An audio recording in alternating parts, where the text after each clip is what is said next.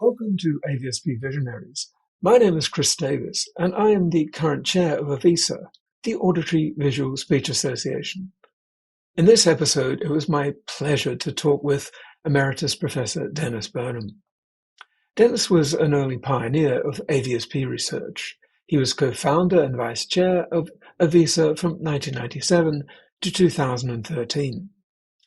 Denis's research in speech and language has, of course, focused on auditory-visual speech perception, but also on infant speech perception, special speech registers, tone languages, human-machine interaction, and the collection of speech corpora.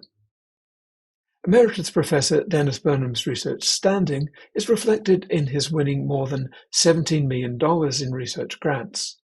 Denis Burnham is an AVSP visionary.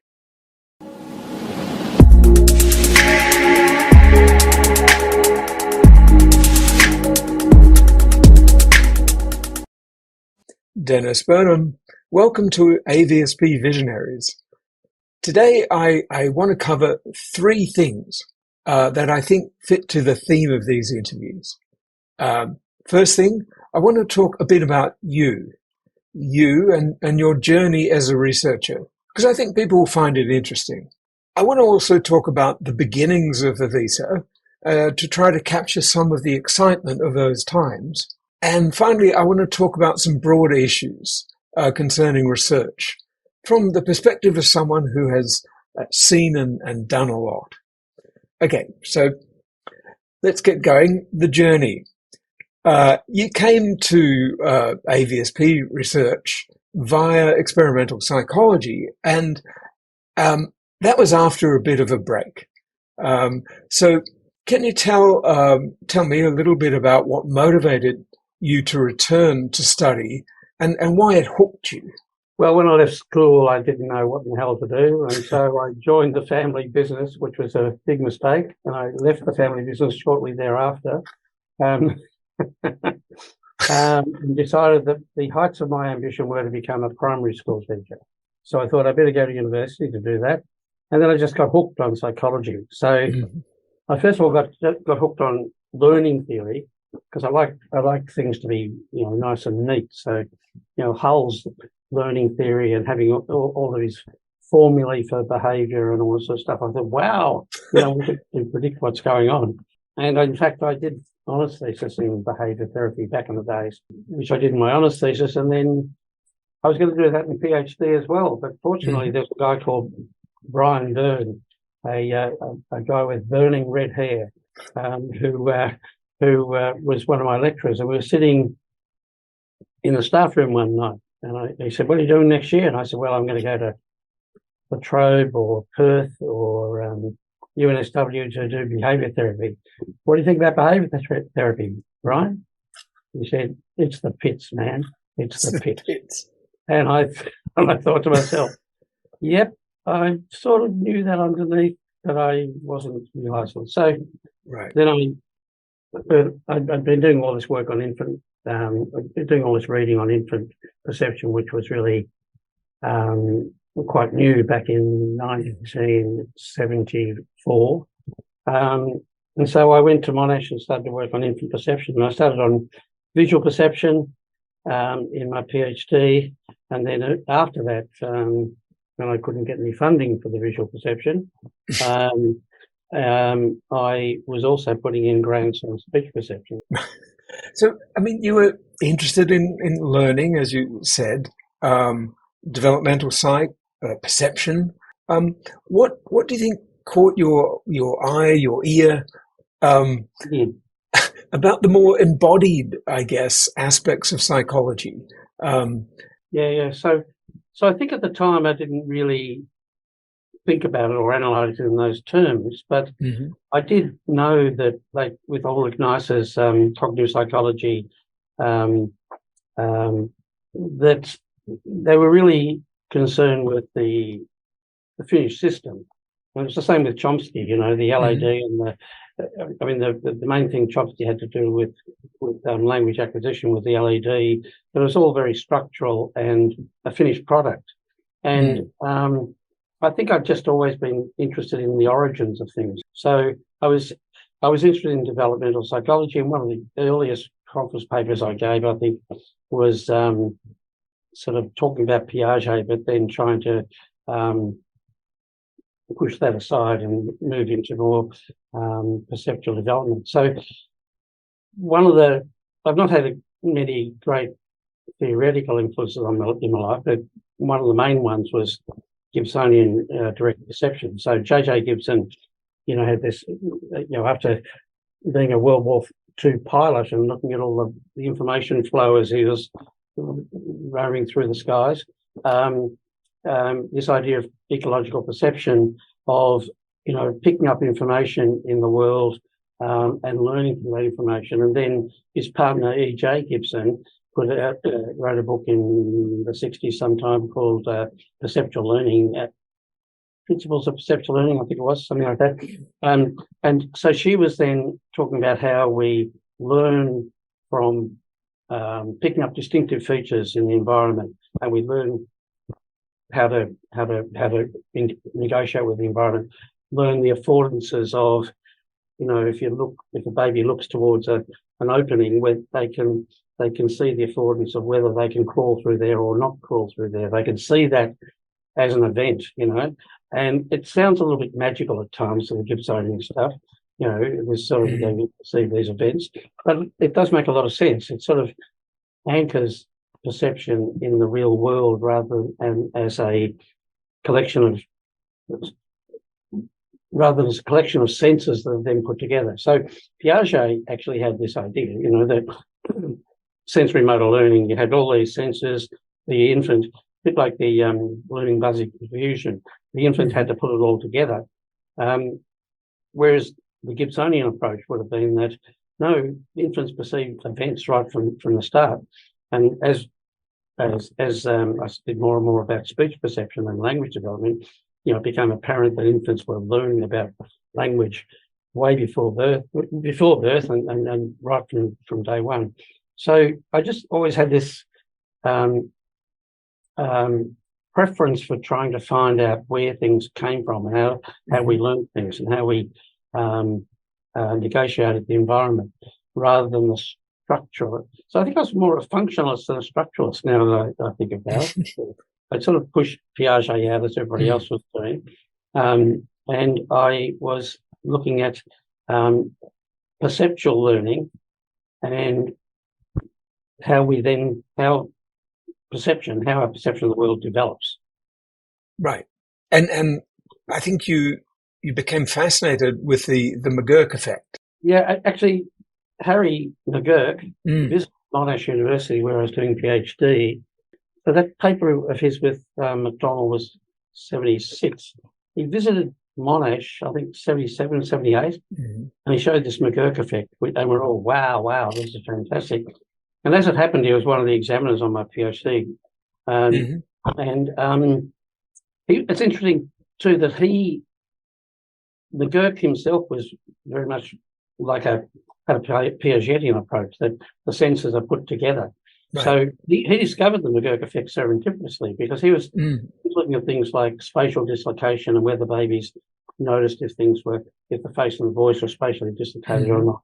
And then he thought, oh well, that's one thing to look at. What about the identity of the identity of the phonemes that we're talking about? And so he got some tapes made up, and then he asked for certain sounds to be dubbed onto other sounds. And when he got it back, he rang back the AV department. Back then, you had to do all that through the AV department. There was no software for that sort of thing. And he roundly abused the guy for recording the wrong thing. I wanted you to do a auditory bar and a visual bar, and you give me a bloody dar, And so thus was the. So the idea of serendipity in psychology is pretty damn good. I've had that a couple of times in my life where you something unexpected. So anyway, that's what got me into right. So I mean, there's serendipity in discovery, but there's also a kind of a serendipity, I guess, in meeting people and getting on with them. Like you don't necessarily get on with everyone, but sometimes it clicks. And you've kind of conducted research with many different people across different continents. Like for, well, I mean, Barbara Dodd, for example. Yeah. I mean, Barbara Dodd was a great influence on me, and a great friend. And we even published something even recently, 2 or 3 years ago, I think. So I think just taking one step back, when I first came out of PhD, you're all enthusiastic. You've just got a PhD.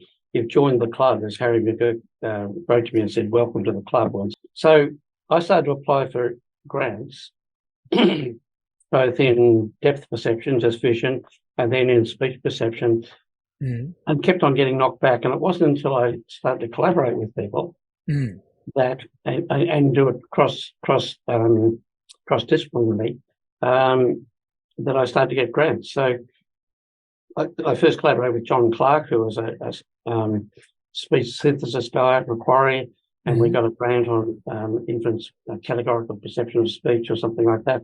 And I just realised that collaborating is really good fun, especially when you collaborate with people who you like. So, yeah, Barbara Dodd was a big influence. So she was at Macquarie.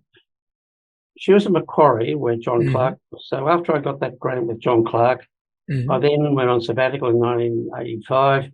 Barbara Dodd happened to be at Macquarie, where I was for 6 months. Serendipity. Serendipity, yeah. And so she and I just got talking, and we put in a grant application in collaboration and got a grant on AV speech perception. So she opened my eyes to sort of clinical aspects of in hearing impairment and in phonological disorder of visual information in speech perception. She opened up my mind to that, and she was also herself like an event type person.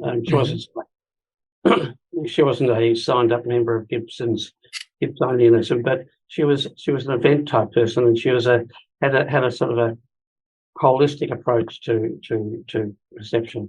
And so then the idea of AV perception just started to emerge automatically out of that collaboration. So there was lots of other collaborations as well along the way, but yeah, she was certainly one of the first ones. I think she had a version of the McGurk. Yes, in fact, she published a paper before Harry McGurk. She called it the fusion illusion. It was slightly different to the way in which McGurk had done, but she wasn't a great person for fame and glory, but she was slightly miffed that McGurk effect became the McGurk effect. The McGurk. I don't think she would have wanted it to be called the Dodd effect. But fusion illusion came from actually believing that this would be the case, whereas Harry's McGurk effect came by chance, which was a great chance, of course, because it caught on and all that sort of thing. But then you took it places, and literally places it hadn't been before, like to Thailand, where you started to realize that languages are different, and there were some interesting kind of joints at which to carve.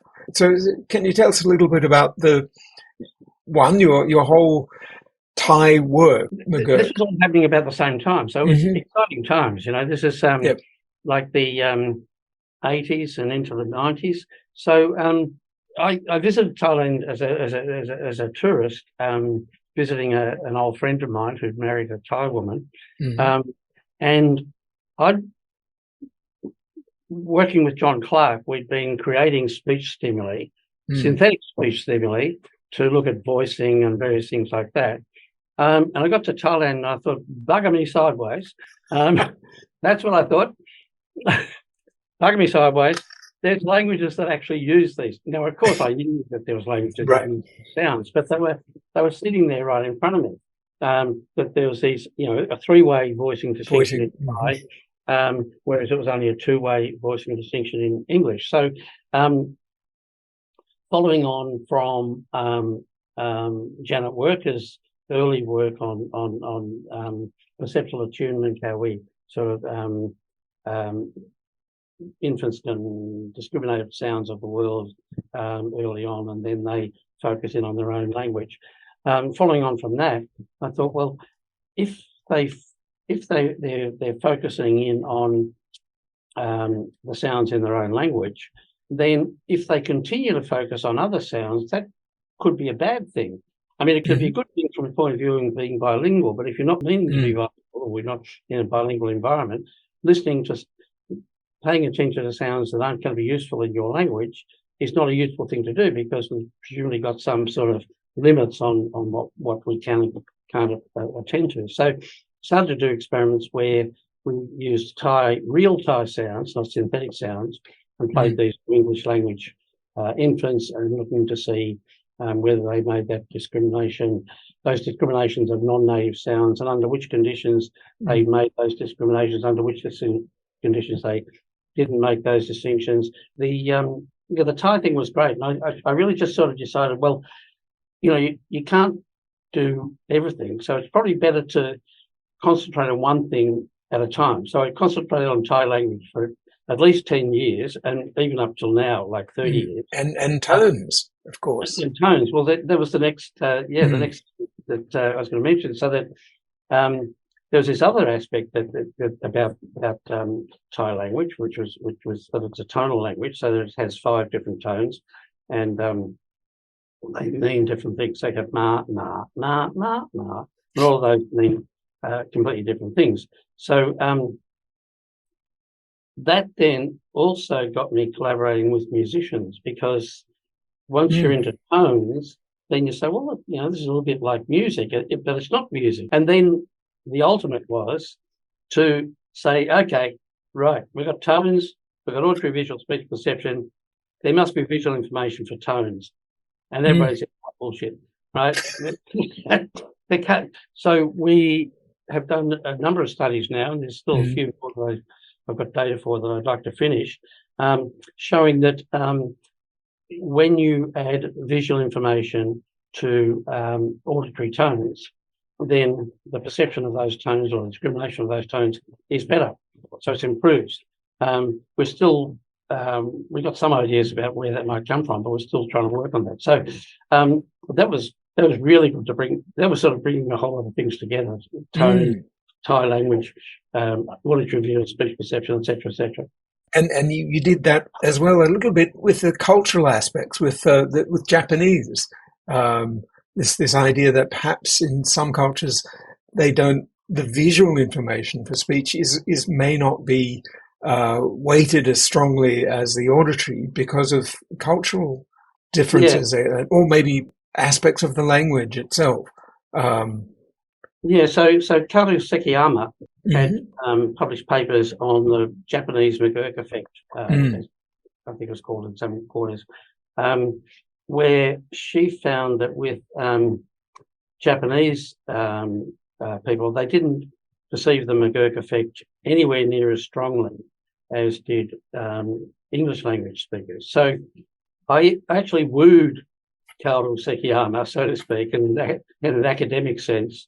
I wooed her for a couple of years. She was a very careful, great researcher, very careful about what she would do and wouldn't do. And I sort of meet up with her at conferences, and I say, "Hey, look at these results." I sort of pop up from behind a poster board. "Hey, look at these results."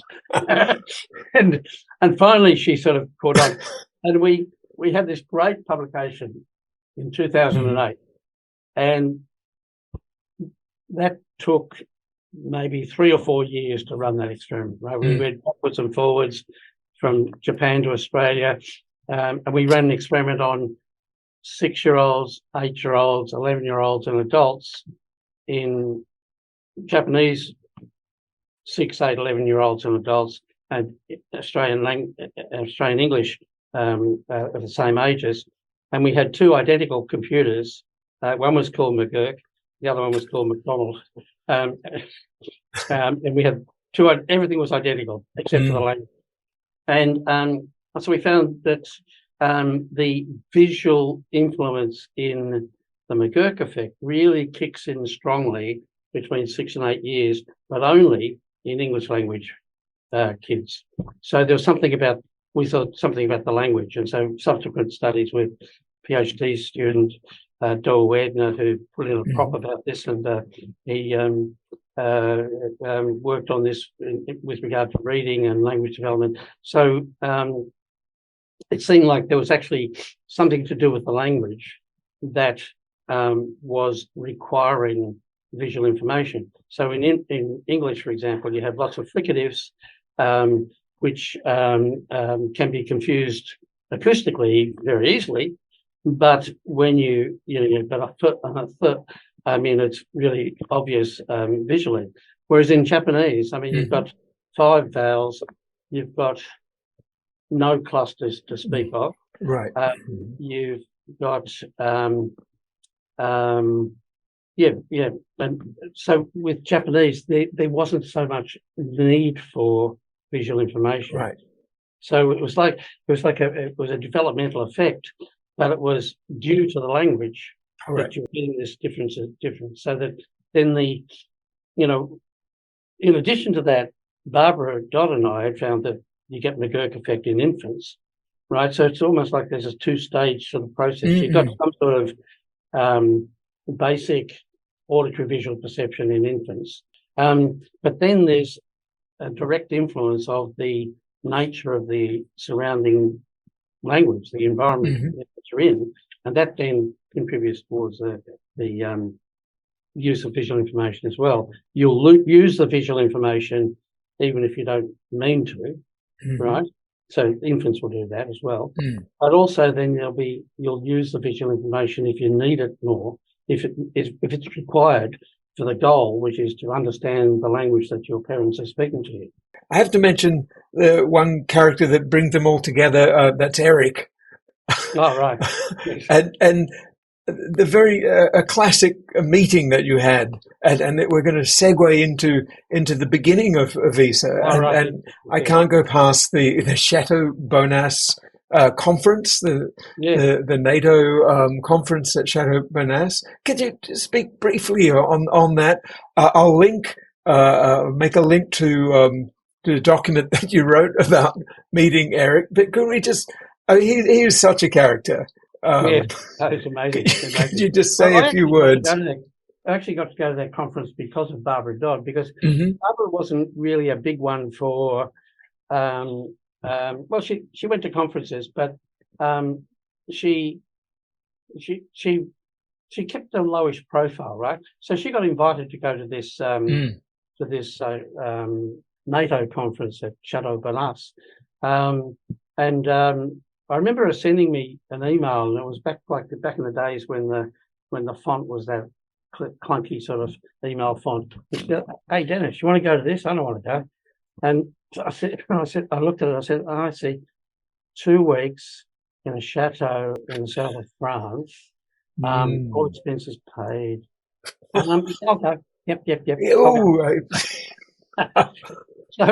So I headed off there, and we were told that to wait at a certain point at Tours, I think it was Tours Airport in France. And I remember looking across the way, and there was this guy with a Hawaiian shirt on and big baggy shorts, and a Japanese guy with him, a younger Japanese guy. And I was looking around for this point, the meeting point, and I looked back and they were gone. After another hour or so, I rang up Chateau Bonas, and I said to Madame there, that I hadn't caught the bus. And she said, "Oh, impossible!" Well, she didn't say I was an idiot, but she implied. And so eventually, I had a bicycle with me as well, of course, as one does. So I always carry a bicycle and a bottle of pastis with me when I travel. And so I had a bicycle. I had to meet up with some van at some cafe out in the middle of nowhere, and then I finally got to the Bonas, and I got there, and I saw this same Hawaiian shirt with the same person inside it, presumably, sitting by the pool drinking a beer, and he said to me, "Are all you Australians so stupid?" Great meeting. Do anything but concur, really, that was the start of this great relationship. I mean, Eric Bateson, he was a linguist, he was a psychologist, he was an engineer, he was a whole lot of things. Most of all, he was a lot of good fun, but he had a passion for research. He just loved research and just loved finding out things, and loved collaborating with people. And so he was my entree into this conference. And then the conference itself was, as I said, 2 weeks. And it was a single stream. There was only maybe 40 or 50, 40 people there, something like that. It was a single stream, so everybody went to every paper. At the end of every paper, Don Massara was the first person to ask a question at the end of every paper. So there was Don Massara, there was Eric Bateson, but then there was this other fascinating character called Christian Benoit. And he and Bateson were great friends. And Benoit was he was the French version of Eric, but a little bit more refined, perhaps. Well, it wouldn't be hard. But those two actually stole the show from us. The person who actually started it all was David Stork, as an engineer, and he got funding through NATO because they wanted to use visual speech to improve automatic speech recognition. And so they were particularly interested in the FTUC, which was a very obvious visual cue that's going on from there. So it was great because there was so many different disciplines there, clinicians, engineers, linguists, psychologists, everything. And everybody was passionate about auditory-visual stuff. And so they come from all parts of the world and all disciplines and come together. And it was infectious, it's just infectious. It was good to have, I think, no matter what the area is that you're thinking about, it's good to have a cause, right? You've got a cause. You've sort of got a cause to prove, you've got something to prove. And I think in the early days with AV, it was, people say, visual speech, come on, speech is auditory. And in fact, all the linguists and the phoneticians, when I first talked to phoneticians and linguists about visual information for speech, they said, no, because they've just been trained, so thoroughly in all of the acoustic aspects of speech. So it's good to have a cause and to know that you were onto something and that there was other people onto it as well. And so let's go for it. And you met, did you meet Ruth Campbell? Yeah, I met that. Now, Ruth was at that conference as well. Yeah, so she was there as well. And so as it turned out, Barbara Dodd and Ruth Campbell had written Hearing by Eye, which in retrospect was called Hearing by Eye #1, just like the Old Testament is in retrospect. Right, the Old Testament, yep. And so they invited me to come on to Hearing by Eye too. And so we then got chapters written by different people and wrote chapters ourselves for this. And so that was sort of like a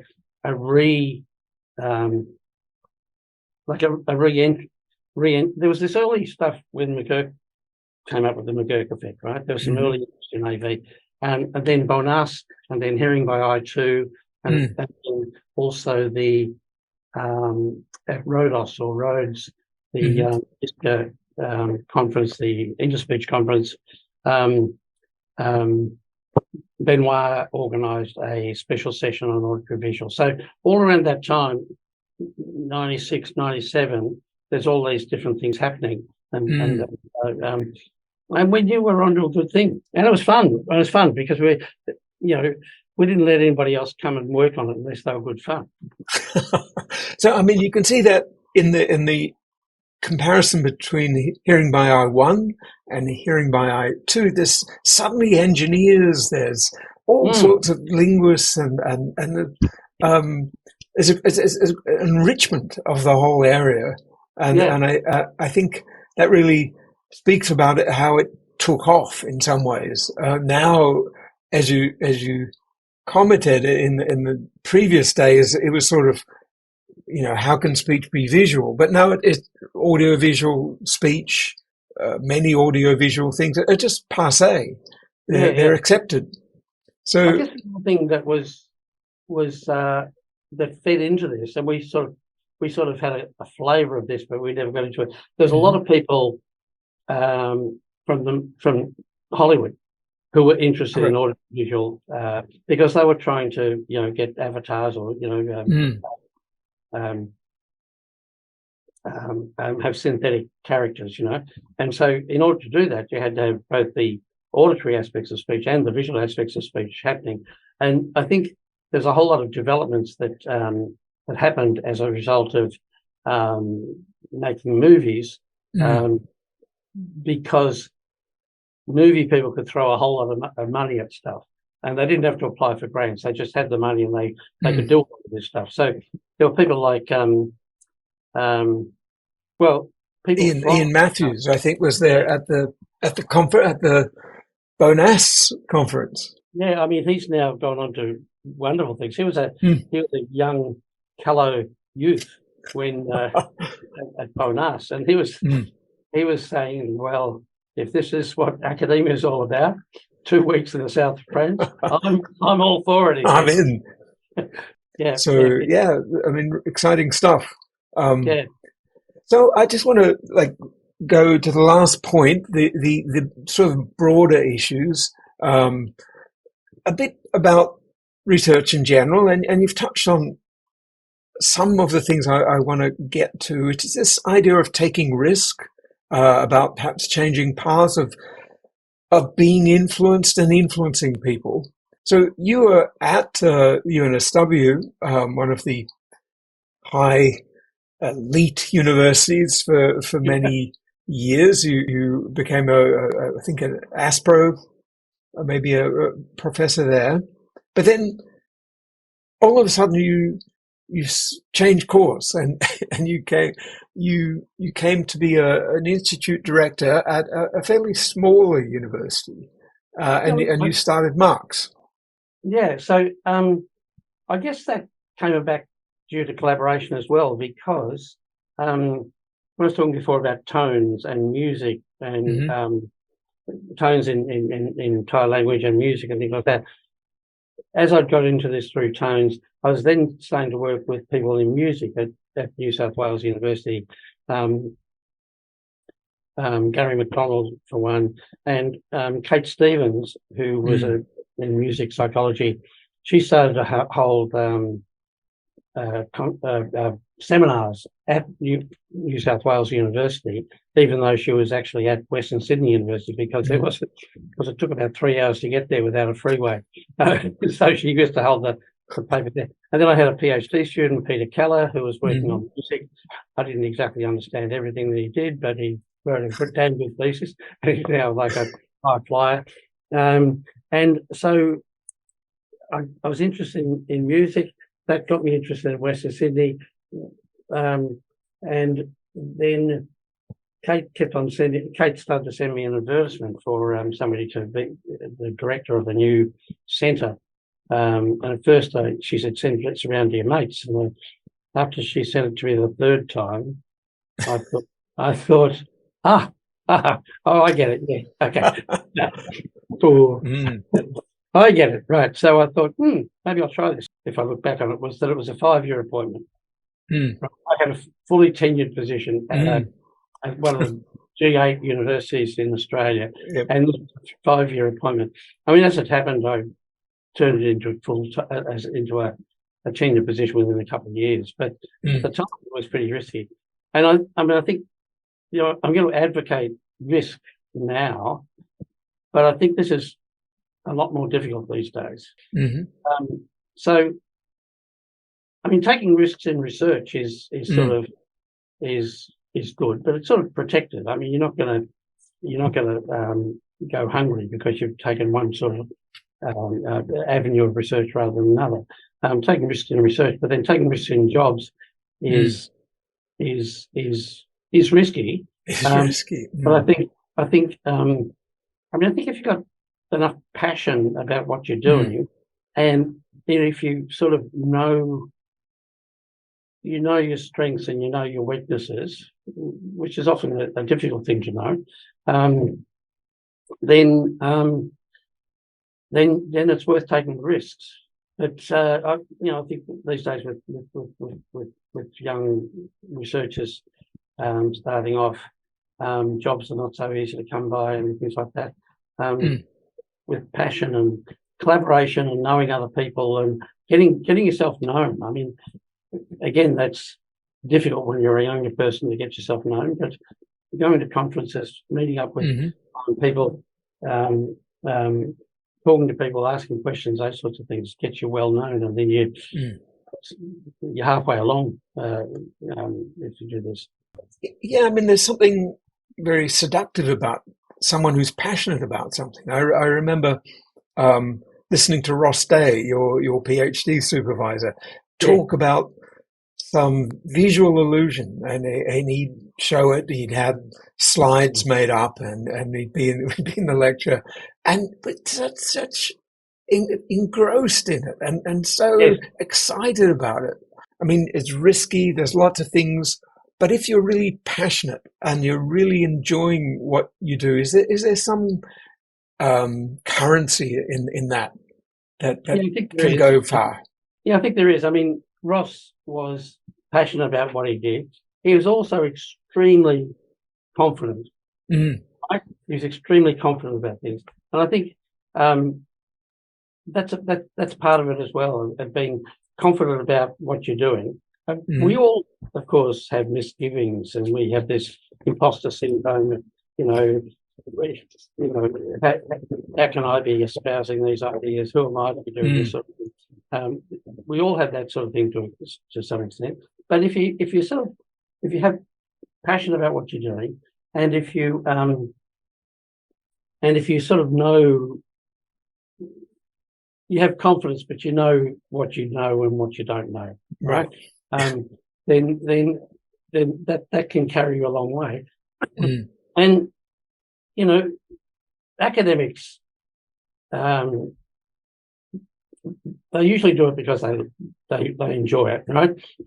Research is about taking risks and enjoying and having good ideas and things like that. And if you don't like doing that, then you're not going to be a researcher. So research is engrossing, and an academic job for most people, it's a major part of their life. And so if it's a major part of your life, you want to work with people who you like, right? You don't want to work with people you don't like, because it's taking up 70 or 80% of your life, right? So you've got to work with people you like, and you've got to be passionate about it. And you talked about how at the beginning you didn't get grants by yourself, but when you combined or you collaborated with people, that was a bit of a key. So is that what you would kind of a bit of a hint to young researchers? Get grants, but try to... It's probably even more important these days, because young researchers don't get much of a look with the major grant bodies, because you've got to have a track record and things like that. So you've got to build a track record by working with other people. Maybe, well, not maybe, but also just going for small grants. Don't go for the highest possible grant right from the start. Build up a track record by going for the low hanging fruit, and building up some street cred, and collaborating with people. Collaborate with people, because you learn from those people about how to do things. And the most interesting things, especially collaborating across disciplines, because the most interesting things happen in that small part of the Venn diagram, that little crescent-y sort of shape in the Venn diagram where the overlap is. And the great thing about collaboration is you don't have to learn all about, engineering aspects of a particular thing, or you don't have to learn all of your linguistic collaborating goes. You combine your information and you learn a little bit of each, learn a little bit from each other, but you don't try to be an expert in what that person's an expert in, because they've spent a lot of time doing it. So you share the information, and that's just like the fun of it. So when I then came to Western Sydney, I think part of the thing that got me the job, apart from part of the thing that got me the job, was that I had oodles of international collaborations, and I didn't realise it at the time, but like people at Western Sydney saying, "Oh, he knows that person. Oh, he's worked with that." How do you go about getting a collaboration? I mean, often you'd be sitting on some panel, they say, "How do you collaborate?" You think, oh. I mean, it's you just do it. Like you just get out there and you talk to people, and if you're interested, like with Calrusetiama, if you're interested in following up something, you just stick at it and go for it, and force the collaboration. And if the person turns out to be somebody you don't like, well, you think, I won't do that again. Won't do that again. Not don't like, but I mean, you just get on with the people. Yeah, something that's clicked. Yeah. So this is going against that. Imagine there's no people. You're shipwrecked. You're on an island just by yourself, and you've got to take a chance to take 2 books and 2 LPs or 2 albums. What are they going to be, Dennis? Well, do you think the young people will understand what an LP is, or an album even? Anyway, well, it's impossible to choose, of course, but given my advancing years, and life is limited. We do die. Given that, I would like to take 2 LPs that are the product of 2 old buggers. One of them is Bob Dylan, who just turned 81, and his latest album, Rough and Rowdy Ways, is one of his best albums ever. And he sings things like I Contain Multitudes, so sort of like confessional sort of stuff. And then just by chance, a couple of weeks ago, some other old buggers, there's only a couple of them left now, a couple of old buggers, Mick and Keith, those ones. They came out with an album called Hackney Diamonds. Hackney Diamonds.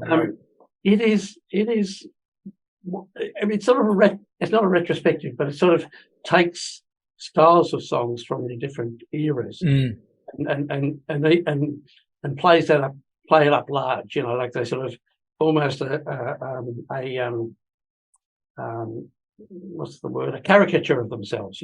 Right. So I thought they were washed out. They had an album called Blue and Lonesome where they played old black blues from way back. It's about 5 or 6 years ago, and I thought, that's a good idea. Just finish on that. But they brought out another album. Finish on that one. So I would take those 2. Those 2 albums. Books. One people will know. The other one people probably won't know. The Remains of the Day by Katsuo Ishiguro. It's just a study in understatement. It's wonderful. It's about like a gentleman's gentleman who has to maintain his grip on reality and suppress his emotions at all times and things like that. And it's the whole novel has this character doing that, but it's just all this other stuff seething underneath, which is wonderful. And then there's another book by Delia Falconer called The Service of Clouds, which is written, she's an Australian author, and it's written about the turn of the century, 1800s to 1900s, in the Blue Mountains in Australia. And it's about this guy who takes photos of clouds. And the whole book, if you take any page, it's a poem in itself. The whole book is like an enormous big poem. It's just a joy to read. It's just, I mean, there's lots of other books you could mention. There's way more successful books than both of those, but they would be 2 books that I'd take with me. Wonderful. Well, Denis Burnham, it's been a real pleasure to talk with you today, and I hope we can talk again a lot.